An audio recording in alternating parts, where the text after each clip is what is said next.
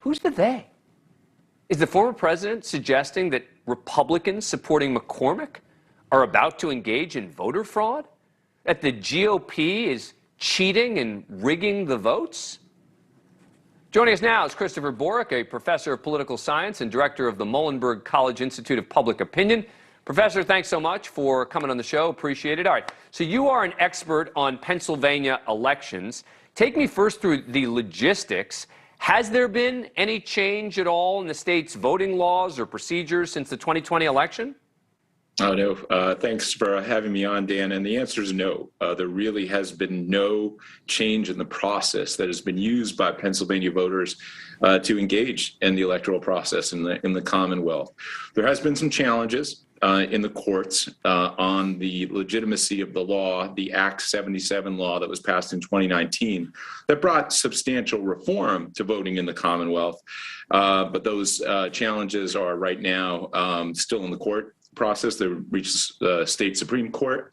So there is no change in the process. The laws that were in place in 2020 are identical with the laws on election voting processes that happened in this cycle. Wait, so ballot security, mail-in ballots, all of the rules and again, it doesn't mean the rules are right or wrong. I'm just trying to say that they haven't changed since the 2020 election, where both of these candidates were talking about how horrible they were, in particular about mail-in ballots, and yet now we hear David McCormick saying, oh, wait, we got to wait. We got to wait for the mail-in ballots to come in because they could take a while.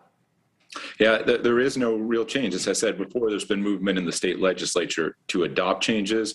Those actions have been vetoed by the governor of the state, Tom Wolf, a Democrat.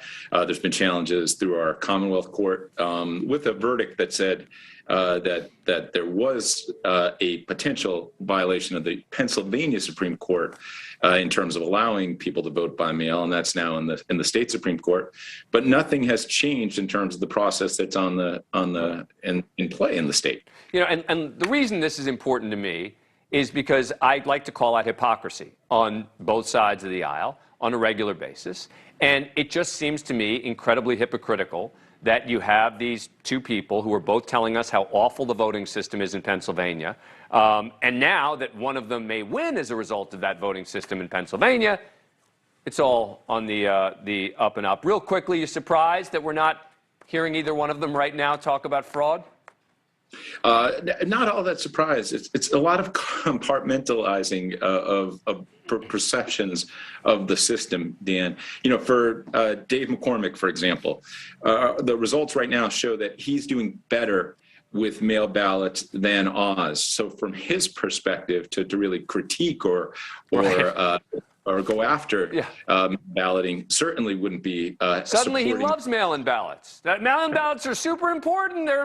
Anyway, Christopher Borick, thank you so much for coming on the show. Appreciate it. Thank you for watching. Click the red subscribe button below so you can get more of NewsNation's fact-driven, unbiased coverage.